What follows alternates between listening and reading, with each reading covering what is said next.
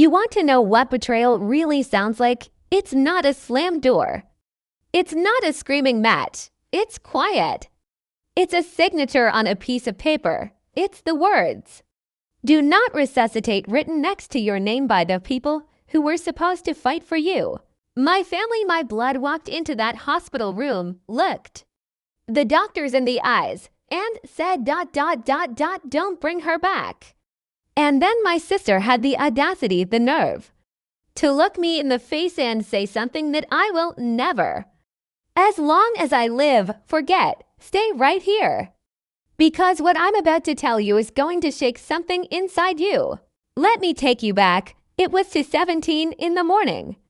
I know the exact time because I stared at that clock on the hospital wall like it was the only real thing left in the world. I had flatlined. Not almost. Not she was close. I was gone. My heart stopped. The machines went silent.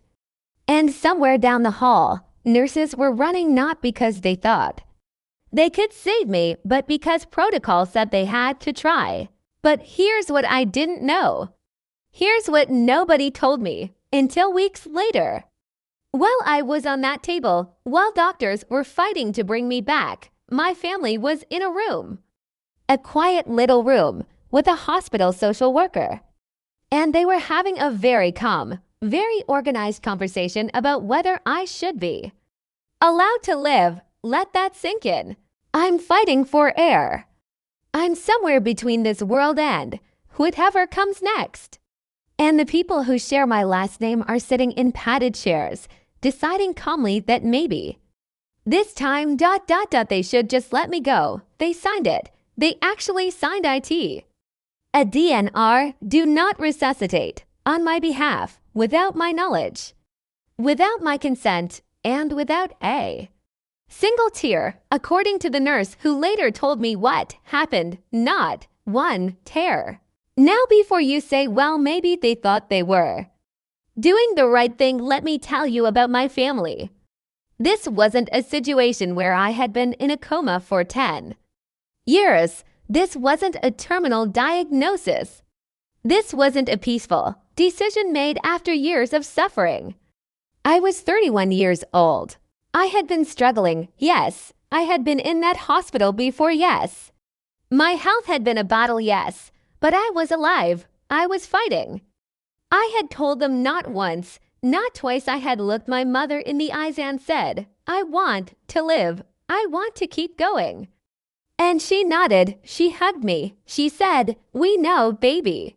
We know. But the moment things got hard, the moment the doctors said the road ahead was going to be difficult, they folded. They didn't fight for me. They decided to fight their way out of the situation. And my family, the same people who showed up to every birthday, who sat at every holiday dinner, who called themselves Miss Support System, they sat in that room. And they agreed, every single one of them. My mother, my father, my brother, and my sister, the one I called my best friend, the one who knew every secret I ever had, the one I called first when anything happened in my life. She was the one who picked up the pen. She was the one who signed it. The doctors brought me back anyway, because a nurse, a woman I had never met before in my life, a stranger, argued. She pushed back. She said, this patient expressed a will to live. We need to reconsider. A stranger fought for me when my family wouldn't. Let me say that again so it hits you properly.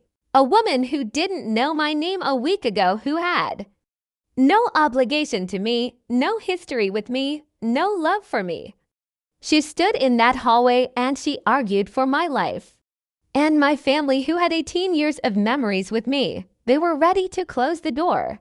I woke up 3 days later, and the first face I saw was my sister's. She was crying. She was holding my hand. She looked so relieved. And in that moment, I didn't know yet. I didn't know what she had done. So I squeezed her hand back. I thought she stayed. She never left. She loves me. I thought I was surrounded by people who had been praying For me, that I had no idea I was holding the hand of the person who had tried to let me go. I found out the truth 14 days later, not from my family, not from a doctor, from a hospital document, a printed form with signatures on it. I was going through my discharge paperwork, and there it was, the DNR order, dated the night I flatlined, with 4 signatures. I read it 3 times because I genuinely could not believe what I was seeing. I sat on the edge of my bed for I don't know how long.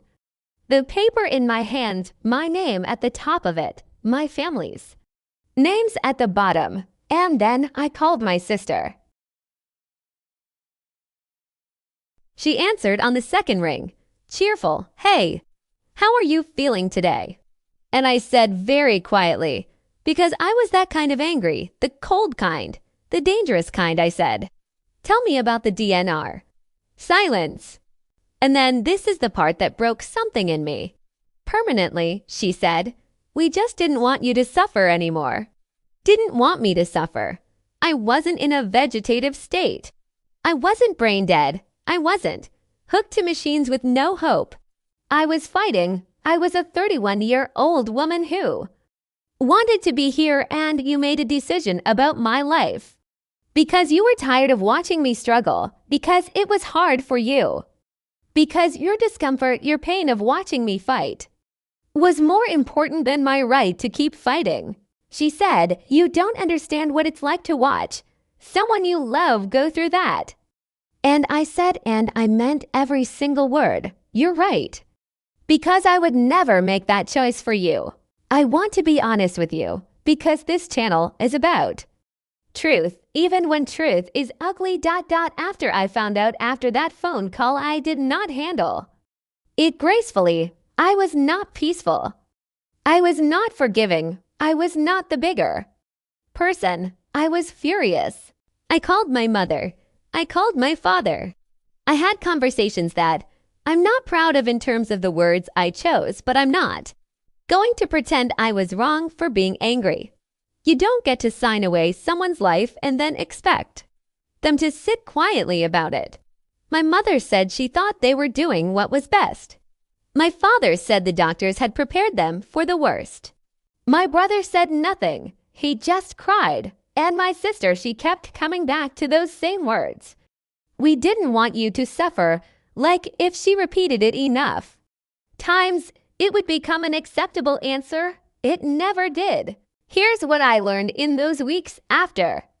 When things get hard enough, when life gets heavy enough, some people reveal who they actually are, not who they told you they were. Not who they performed being at family dinners and Christmas photos, who they actually are. And some of the people I loved most in this world revealed that when it came down to it, my life was something they were willing to let end if it made THEIR lives easier. That's not love. I don't care what word you use for it. That is not love. I want to talk about something that nobody in this space talks about, honestly. We talk about toxic relationships. We talk about toxic friendships. We love to make content about cutting off people who don't serve you. But nobody wants to say the hard thing. Sometimes your family is the most dangerous place you can be. Not dangerous because they're evil. Not dangerous because they hate you.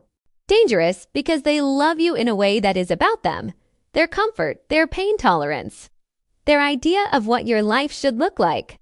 And when your life becomes too complicated, too difficult, too much, some families don't rise up. They give up, and they call it love. They call it not wanting you to suffer, when what they mean is we can't handle watching you suffer anymore. Do you understand the difference? One is about you. One is about them.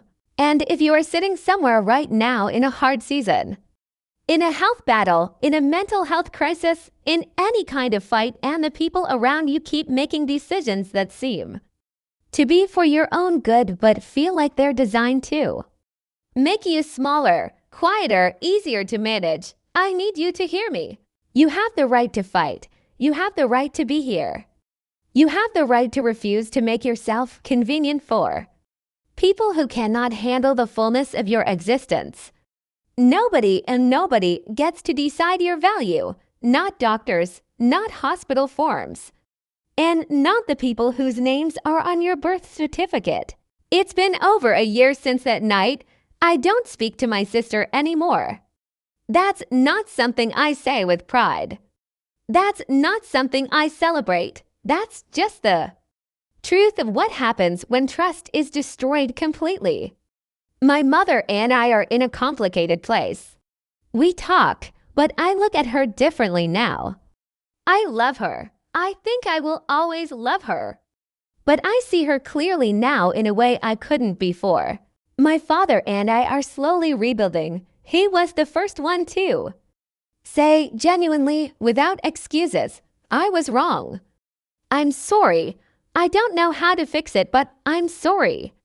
That meant something. My sister has never said those words. Not once. She still believes, I think she genuinely believes, that she was doing something loving. And maybe that's the saddest part of all of this. Not the anger, not the betrayal. The fact that she looked at the worst thing she ever did to me and saw kindness.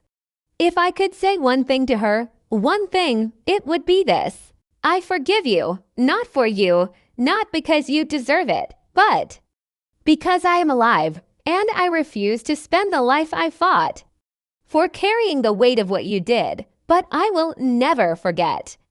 And I will never pretend it didn't happen. And I will never, ever let anyone make that decision for me again.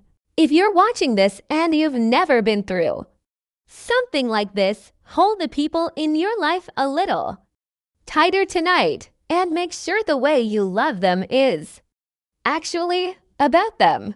If you're watching this and this story felt familiar, if you recognize something in what I described, I see you. You are not alone. And your fight to be here matters. Drop a comment below. Tell me your story if you're ready, or just tell me you're still here. Because that matters, you matter. I'll see you in the next one.